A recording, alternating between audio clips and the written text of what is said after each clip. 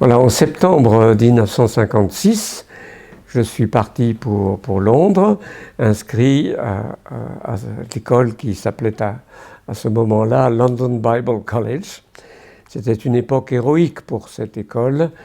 Elle avait entamé la construction d'un grand bâtiment dans le centre-ville, ou près du centre-ville, mais les crédits avaient été bloqués de telle sorte que l'école fonctionnait à plusieurs adresses, dans plusieurs rues proches les unes des autres.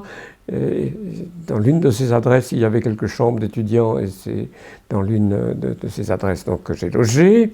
Mais on allait dans une autre maison de la rue pour les repas, dans d'autres lieu encore pour les moments de culte communautaire, dans une autre rue. Alors, c'était sans doute un spectacle assez amusant parce que les traditions anglaises étaient suffisamment fermes en ce temps-là pour que tous les étudiants doivent revêtir ce qu'on appelait la gown, une sorte de cape académique par-dessus le costume, par-dessus. Et donc nous avions, en présence de nos professeurs, toujours cette gown. Et nous courions donc d'un lieu à l'autre dans les rues, tous revêtus de cette façon. C'était sans doute assez amusant, un vol de moineaux. Donc cette année a été ma première année de théologie formelle. Le principal, comme c'est le terme pour la plupart des colleges anglais, était un théologien baptiste calviniste remarquable, Ernest Kavan, et j'ai certainement pas mal appris de lui. C'était un homme qui était aussi orateur de la convention de Keswick, la convention classique qui met l'accent sur la vie spirituelle, la sanctification, mais il n'enseignait plus le schéma de la deuxième bénédiction qui avait pendant un temps été caractéristique de cette convention. Là, je peux le certifier à propos de ce professeur Kavan.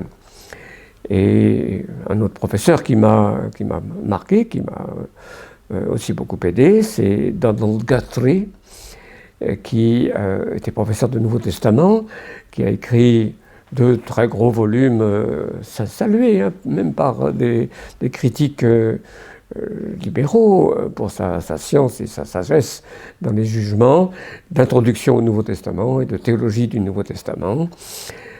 C'est ce Guthrie qui, à ce moment-là, enseignait aussi l'hébreu première année.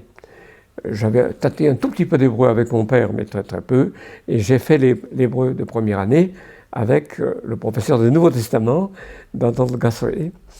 Et le lien avec lui a été précieux. Nous nous sommes retrouvés des années après pour une conférence ou un congrès, un colloque plutôt, aux États-Unis, où nous étions tous les deux invités, et je me rappelle la joie de le revoir à ce moment-là.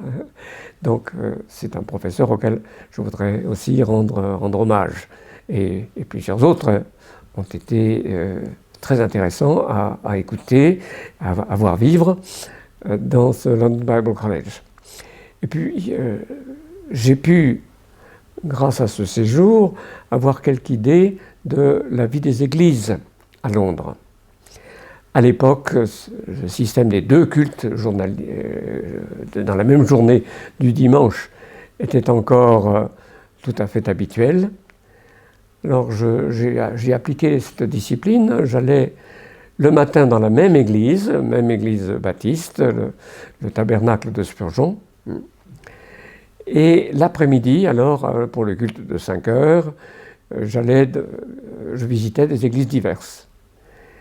Et à l'époque, j'ai pu entendre quelquefois John Stott dans sa grande église de All Souls, où il était quand même jeune pasteur. Et c'est encore un John Stott encore juvénile qui prêchait.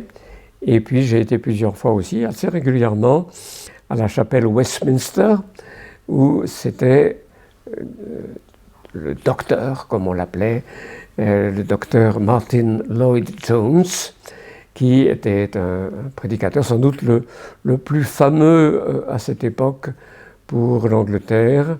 Il y avait des centaines de personnes, hein, il y avait 600-700 personnes au moins qui assistaient régulièrement au culte avec lui, un prédicateur qui faisait penser à Élie, un prédicateur foudroyant, dans de longues prédications. Alors on disait, il faut attendre 30 minutes pour que ce soit vraiment Lloyd Jones. il prenait son temps avant de monter en régime, comme on dirait pour une voiture. Et c'était très intéressant. Je rappelle qui il était. Il était vraiment figure de proue. Il n'avait pas reçu d'éducation théologique classique, il n'avait pas fait de faculté de théologie. C'était un grand médecin de la grande rue fameuse des médecins de Londres. Il avait là son cabinet, Harley Street, et il a perçu la vocation de Dieu, un ministère de prédication, un ministère pastoral. Alors il avait une culture d'autodidacte extrêmement étendue. Il connaissait comme sa poche tous les auteurs puritains du XVIIe siècle. C'était dans cette ligne que sa prédication à lui aussi se situait, mais avec une grande puissance de conviction qui touchait un auditoire nombreux.